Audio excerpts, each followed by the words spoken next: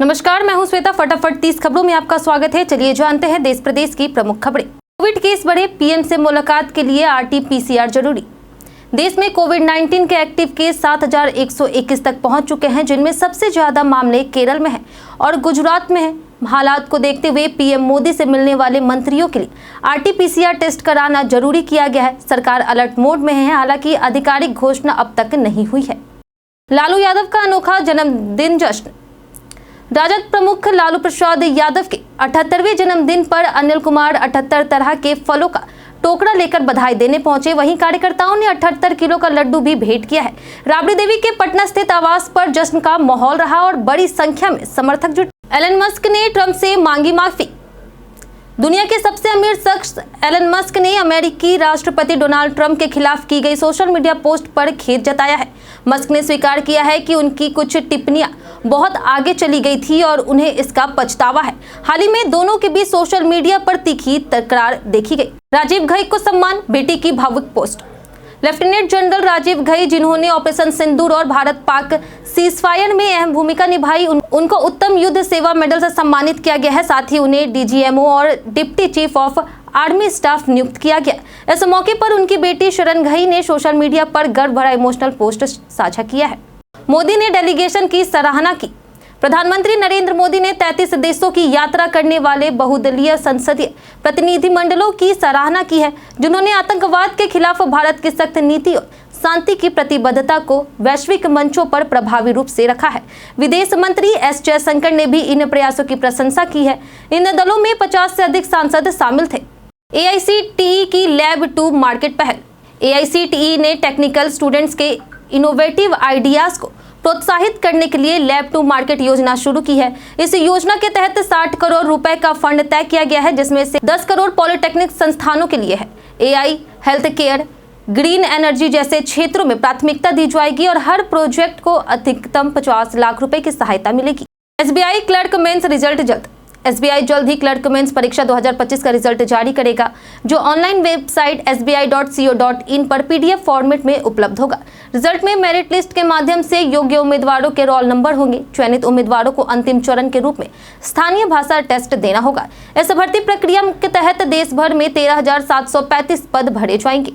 नाथुला लिपुलेख से शुरू कैलाश यात्रा। कोविड-19 महामारी और चीन से सैन्य गतिरोध के बाद पहली बार कैलाश मानसरोवर यात्रा 2025 में फिर से शुरू हो रही। गृह मंत्रालय ने तीर्थ यात्रियों के लिए नाथुला यानी सिक्किम और लिपुलेख यानी उत्तराखंड को अस्थायी इमिग्रेशन चौकियों के रूप में नामित किया है। यात्रा जून से सितंबर के बीच में 2 मार्गों से आयोजित की जाती है। एसएससी जीडी रिजल्ट जल्द होगा जारी। एसएससी जीडी कांस्टेबल रिजल्ट 2025 किसी भी समय जारी हो सकता है। लिखित परीक्षा में सफल अभ्यर्थी फिजिकल टेस्ट के अगले चरण में भाग लेंगे। इस भर्ती प्रक्रिया के तहत कुल 53,690 पदों पर नियुक्ति होगी। वहीं रिजल्ट ऑफिशियल वेबसाइट ssc.gov.in पर पीडीएफ के रूप में जारी किया जाएगा, जिसमें रोल नंबर शामिल होंगे। अय्यर को एक और खिताबी मौका। श्रेयस अय्यर आईपीएल 2025 फाइनल हारने के 9 दिन बाद एक बार फिर ट्रॉफी जीतने की दहलीज पर हैं। उनकी कप्तानी SoBo Mumbai falcons team T20 Mumbai league के फाइनल में पहुंच चुकी है। यह मुकाबला 12 जून को Wankhede stadium Mumbai south central Maratha royals के खिलाफ खेला जाएगा। हाउसफुल 5 बॉक्स ऑफिस पर ब्लॉकबस्टर। अक्षय कुमार की फिल्म हाउसफुल 5 भारत और विदेशों में जबरदस्त कमाई कर रहा। वर्ल्ड वाइड इसमें 150 करोड़ पार कर दिया है और अब 200 करोड़ क्लब में एंट्री के बेहद करीब है। खासतौर पर अमेरिका में फिल्म की शानदार कमाई हुई है और ओवरसीज टोटल 41 करोड़ के करीब है। लवारिस जमा धन लौटाने की पहल। बैंकों में 78,213 करोड़ की लवारिस रकम जमा है, जिस पर कोई दावा नहीं कर रहा। वित्त मंत्री निर्मला सीतारमण ने बैंकिंग रेगुलेटर से इस रकम को असली मालिकों तक पहुंचाने का आग्रह किया है। इसके लिए देश भर में कैंप लगाए जाएंगे और आरबीआई का UDGAM पोर्टल इस्तेमाल किया जा सकता है। दिल्ली स्कूल फीस पर सख्त कानून। दिल्ली सरकार ने स्कूल फीस अध्यादेश 2025 लागू किया है, जिससे निजी स्कूल अब मनमानी फीस नहीं वसूल सकेंगे। यह अध्यादेश 1 अप्रैल से प्रभावी होगा और गैर कानूनी रूप से ली गई फीस लौटानी होगी। फीस निर्धारण के लिए 3 स्तरीय समिति बनेगी। नियम न मानने पर जुर्माना और मान्यता रद्द हो सकती है। अब वेटिंग टिकट पर जल्द फैसला। भारतीय रेलवे ने वेटिंग टिकट कंफर्मेशन को लेकर के बड़ा बदलाव किया है। अब यात्रियों को ट्रेन चलने से 24 घंटे पहले ही पता चल जाएगा कि टिकट कंफर्म हुआ है या नहीं। पहले यह जानकारी 4 घंटे पहले मिलती थी। बीकानेर में सफल ट्रायल के बाद यह नियम जल्द देश भर में लागू होगा। यूपीआई ट्रांजैक्शन पर लग सकता है चार्ज। सरकार 3,000 रुपए से ज्यादा के यूपीआई ट्रांजैक्शन पर एमडीआर चार्ज लगाने की योजना बना रही, ताकि बैंकों और पेमेंट सर्विस प्रोवाइडर्स की लागत में मदद हो सके। छोटे लेन देन पर कोई शुल्क नहीं लगेगा। यह नीति डिजिटल पेमेंट सिस्टम को टिकाऊ बनाने के लिए लाई जा रही। रेलवे ने कई ट्रेनें की रद्द। ट्रैक मरम्मत और इंफ्रास्ट्रक्चर अपग्रेड के चलते जून में कई ट्रेनें रद्द कर दी गई है, जिनमें टाटा नगर हटिया और टाटा नगर इतवारी एक्सप्रेस प्रमुख है। चक्रधरपुर रेल मंडल में ब्लॉक के कारण यात्रियों को परेशानी हो रही। यात्रा से पहले IRCTC हेल्पलाइन 139 से ट्रेन का स्टेटस जरूर चेक करें। एसी के तापमान पर नई सीमा। भारत सरकार ने ऊर्जा बचत के लिए एसी का तापमान 20 डिग्री सेल्सियस से कम और 28 डिग्री सेल्सियस से ज्यादा ना रखने का प्रस्ताव रखा है। यह कदम बिजली की खपत घटाने, बिल कम करने और पर्यावरण सुरक्षा के लिए उठाया गया है। जनता से राय भी मांगी गई है और यह नियम जल्द लागू हो सकता है। वैभव सूर्यवंशी का बल्ला गर्जा फिर। 14 वर्षीय बल्लेबाज वैभव सूर्यवंशी ने इंग्लैंड दौरे से पहले अभ्यास मैच में 190 रन ठोककर तहलका मचवा दिया। IPL 2025 में धमाकेदार शुरुआत करने वाले वैभव भारत के अंडर 19 टीम के साथ इंग्लैंड जाने की तैयारी कर रहे। उनके आक्रामक बल्लेबाजी से गेंदबाजों में खौफ है। व्हाट्सएप ला रहा मैसेज समरी फीचर। व्हाट्सएप ने एक नया private processing feature beta version में लॉन्च किया है, जिससे यूजर्स अनरीड चैट्स और ग्रुप मैसेजेस को बिना डेटा स्टोर हुए प्राइवेटली समराइज कर सकेंगे। यह फीचर्स एंड्रॉइड बीटा वर्जन 2.25.18.18 में दिखा है और अनरीड मैसेज आने पर समरी जनरेट करने का विकल्प देगा।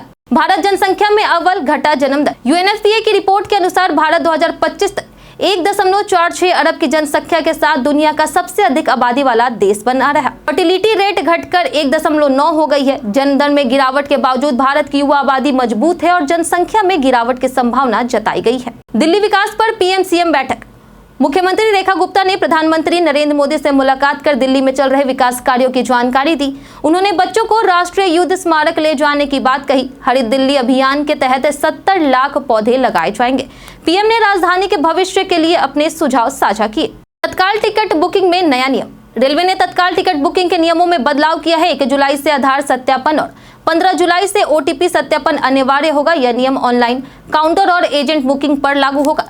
अधिकृत एजेंट पहले 30 मिनट तक बुकिंग नहीं कर सकेंगे, जिससे आम यात्रियों को प्राथमिकता मिलेगी। राहुल गांधी ने PM को लिखा। राहुल गांधी ने प्रधानमंत्री नरेंद्र मोदी को पत्र लिख करके वंचित समुदायों के छात्रों की शिक्षा में आ रही बाधाओं पर चिंता जताई है। उन्होंने छात्रावासों की खराब स्थिति और छात्रवृत्ति में देरी जैसे 2 अहम मुद्दे को उठाया है। राहुल ने छात्रावासों का ऑडिट और छात्रवृत्ति में सुधार की मांग की है। राम मंदिर की शिलाएं होगी संरक्षित। Shri Ram Janmabhoomi Teerth trust patch. श्री राम जन्मभूमि तीर्थ क्षेत्र ट्रस्ट अब राम मंदिर निर्माण के दौरान प्राप्त प्राचीन शिलाओं और पूर्व वैकल्पिक गर्भगृह को संरक्षित करेगा। भारतीय पुरातत्व सर्वेक्षण यानी ASI ने ट्रस्ट को संरक्षण के सुझाव दिए हैं। भविष्य में इन ऐतिहासिक शिलाओं और गर्भगृह को श्रद्धालुओं के दर्शन हेतु खोले जाने की योजना है। एक्सियोम 4 मिशन लॉन्च स्थगित। भारतीय अंतरिक्ष यात्री शुभांशु शुक्ला को ले जाने वाला एक्सियोम 4 मिशन तकनीकी कारणों से टाल दिया गया। SpaceX के फाल्कन 9 रॉकेट में लिक्विड ऑक्सीजन का रिसाव पाया गया है। मरम्मत और प्रशिक्षण के लिए अधिक समय मांगा गया है। यह मिशन भारत का ISS तक पहुंचने वाला पहला अभियान होगा। UPSC IAS ISS admit card जारी। संघ लोक सेवा आयोग यानी UPSC ने IAS और ISS परीक्षा 2025 के लिए एडमिट कार्ड जारी कर दिए हैं। परीक्षाएं 20 से 22 जून के बीच होगी। उम्मीदवार UPSC online.gov.in से एडमिट कार्ड डाउनलोड कर सकते हैं। परीक्षा में प्रवेश के लिए वैध फोटो ID और प्रिंटेड एडमिट कार्ड अनिवार्य होगा। कोटे में कोटा को मिला समर्थन। चीफ जस्टिस BR गवई ने SC आरक्षण में उपवर्गीकरण को सही ठहराते हुए कहा है कि यह सामाजिक न्याय की दिशा में कदम है। संविधान सभी को समान अवसर देने की बात करता है। सुप्रीम कोर्ट ने पहले ही उपवर्गीकरण की अनुमति दी थी, जिसके बाद हरियाणा और उड़ीसा जैसे राज्यों ने यह नीति अपनाई है। उत्तर भारत में जल्द बरसेगी राहत। मौसम विभाग के अनुसार 13 जून से उत्तर पश्चिम भारत में वेस्टर्न डिस्टर्बेंस के चलते हीट वेव में कमी आएगी और बारिश शुरू होगी। हिमाचल, उत्तराखंड, पंजाब, हरियाणा, यूपी और राजस्थान में 12 से 17 जून के बीच हल्की से मध्यम बारिश की संभावना है। दक्षिण और पश्चिम भारत में भी भारी बारिश की संभावना जताई गई है। ई पासपोर्ट से विदेश यात्रा होगी आसान। सरकार ने आम नागरिकों के लिए ई पासपोर्ट की सुविधा शुरू कर दी है, जिसमें RFID चिप से लेस पासपोर्ट मिलेगा। इससे इमिग्रेशन प्रक्रिया जालसाजी पर रोक लगेगी। आवेदन पासपोर्ट सेवा पोर्टल पर ऑनलाइन किया जा सकता है। यह सेवा फिलहाल कुछ शहरों में शुरू हुई है, लेकिन जल्द पूरे देश में लागू की जाएगी। एंड्रॉइड 16 स्मार्ट फीचर्स की भरमार। गूगल ने एंड्रॉइड 16 लॉन्च किया है, जिसमें real time notification, scam call सुरक्षा, डेस्कटॉप विंडोइंग और HDR स्क्रीनशॉट जैसे जबरदस्त फीचर है। अब डिलीवरी या कैब ट्रैकिंग के लिए ऐप खोलने की जरूरत नहीं है। शुरुआत में यह अपडेट पिक्सल डिवाइसेस के लिए जारी हुआ है और जल्द ही अन्य ब्रांड्स तक पहुंचेगा।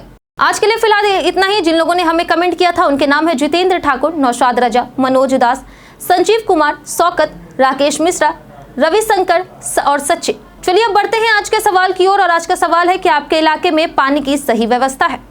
आप अपने जवाब हमें हमारे कमेंट सेक्शन में जरूर बताएं। आज के लिए सिर्फ इतना ही। हमारे साथ बने रहने के लिए धन्यवाद।